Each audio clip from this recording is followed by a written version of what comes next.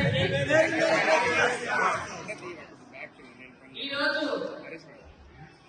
మనందరికీ తెలుసు, ఎంతో కష్టజీవి శ్రమజీవి అయిన ఆ మహాత్ముడు, ఆ ప్రభువు యేసుక్రీస్తు జన్మించిన రోజు మనందరికీ పండగ రోజు. ఈరోజు మనందరూ ఈ చర్చిలో ప్రార్థన చేస్తున్నాం.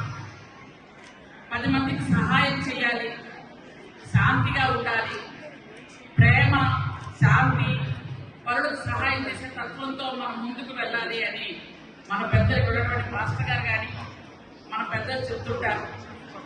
ఈరోజు మనందరం కూడా ఇచ్చిన మాట కట్టుబడి ఉంటూ 10 మందికి సహాయం చేస్తూ మనందరం కూడా పేదరికంలో ఉన్న ఆ భగవంతుడు మనందరికి కూడా నిండు నూరేళ్ళు పరిపూర్ణమైన ఆరోగ్యం ఇవ్వడం వల్ల మనం అందరికంటే ధనికులుగా ఉన్నాం. ఈరోజు